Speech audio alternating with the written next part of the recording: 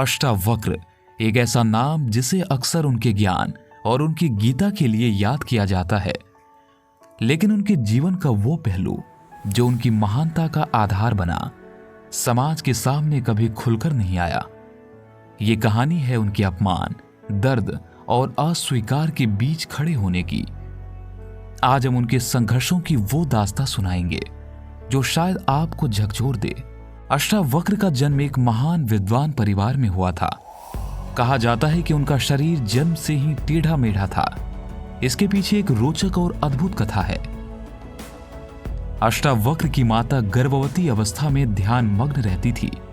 उनके पिता काहोद, जो एक अत्यंत विद्वान शास्त्राज्ञ थे, उनकी विद्वता को और अधिक निखारने के लिए निरंतर शास्त्रों का अध्ययन करते थे।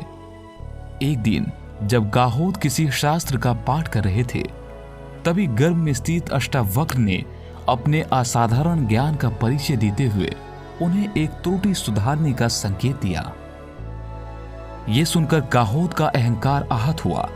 उन्होंने ये स्वीकार नहीं किया कि उनका अजन्मा संतान उनकी विद्वता पर प्रश्न उठाए। क्रोधित होकर उन्होंने आवेश में अष्टावक्र को शाप दे दिया। तूने गर्भ में रहते हुए ही मेरा अपमान किया है, इसीलिए तेरा शरीर टेढ़ा मेढ़ा होगा।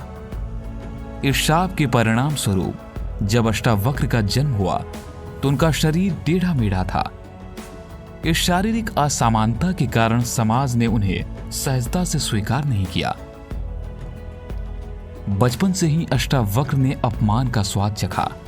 बच्चे उन्हें टेढ़ा मेढ़ा कहकर चिढ़ाते और बड़े लोग उन्हें भगवान की गलती मानते, लेकिन उनकी मां ने उन्हें कभी कमजोर नहीं बनने दिया।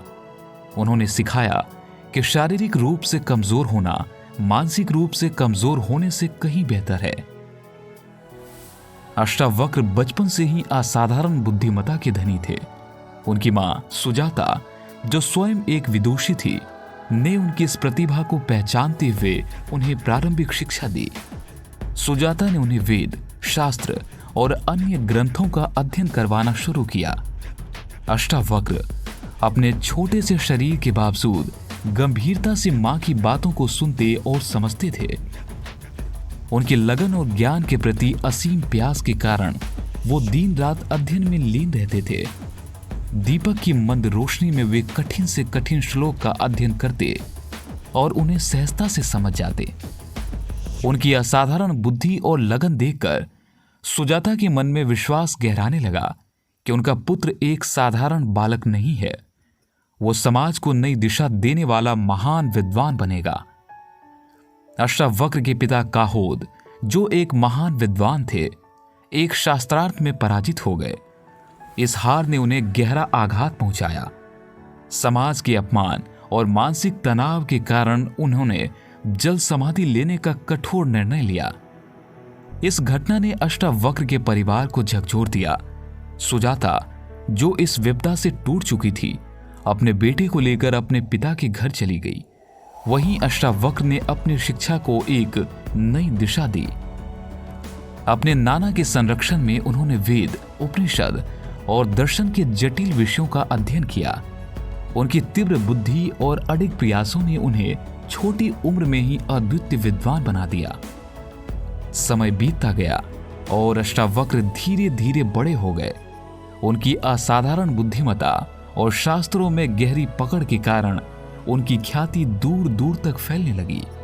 लेकिन उनके मन में एक अनुरति प्रश्न हमेशा बना रहा, उनके पिता के बारे में।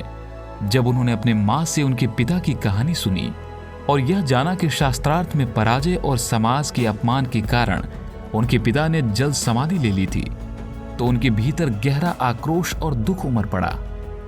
अष्टावक्र ने तय कर लिया कि वो अपने पिता के सम्मान की पुनः स्थापना करेंगे। उनके भीतर पिता के अपमान का बदला लेने का दृढ़ संकल्प जाग उठा।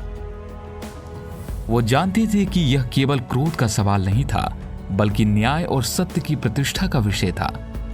अपने लक्ष्य को साधने के लिए अष्टावक्र ने शास्त्रों का अध्ययन और भी गहराई से करना शुरू किया। वो अपने नाना और विद्वानों के मार्गदर्शन में निरंतर अभ्यास करते रहे। उनकी तीव्र बुद्धि और अनवरत प्रयासों ने उन्हें युवा आयु में ही अद्वितीय विद्वान बना दिया। अष्टावक्र को यह ज्ञात हुआ कि वो विद्वान जिसने उनके पिता को पराजित किया था, राजा जनक के दरबार में सम्मानित स्थान पर विराजमान है। यह सुनकर अष्टावक्र ने तय किया कि वो राजा जनक के दरबार में जाकर उस विद्वान को शास्त्रार्थ में हराएंगे और अपने पिता के सम्मान को पुनः स्थापित करेंगे।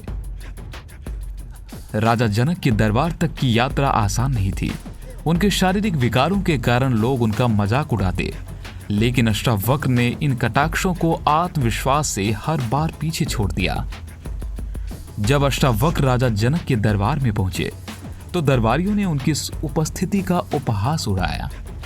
एक छोटे बच्चे को शास्त्रार्थ के लिए खड़ा देखकर सब हंसने लगे, लेकिन अष्टावक्र ने बड़ी विनम्रता से सबको चुप कराते हुए कहा, जो सत्य का ज्ञान रखते हैं वे बाहरी रूप रंग पर ध्यान नहीं देते। आपकी हंसी आपके अज्ञान का प्रमाण है। शास्त्रार्थ शुरू हुआ और अष्टावक्र ने अपने ज्ञान और तर्कों से न केवल उन विद्वान को पराजित किया जिसने उनके पिता को हराया था, बल्कि पूरे दरबार को चमत्कृत कर दिया। राजा जनक उनकी विद्वता के आगे नतमस्तक हो गए। अष्टावक्र ने अपने पिता के सम्मान को पुनः स्थापित किया और ये संदेश दिया कि सच्चा ज्ञान किसी भी प्रकार की परिस्थितियों और कठिनाइयों से ऊपर उठ सकता है। शास्त्रार्थ की विजय के बाद उन्होंने राजा जनक को अद्वितीय वेदांत के सिद्धांतों की शिक्षा दी। यह संवाद अष्टावक्र गीता के रूप में प्रसिद्ध हुआ। इसमें उन्होंने आत्मज्ञान, मुक्त जीवन और माया से परे जाने की शिक्षा दी। अष्टावक्र का जीवन संघर्ष, ज्ञान और सत्य की खोज का प्रतीक है। उनकी शिक्षाएं हमें यह सिखाती है कि सच्चा ज्ञान और आत्मा की शुद्धता ही मनुष्य को अमर बनाती है।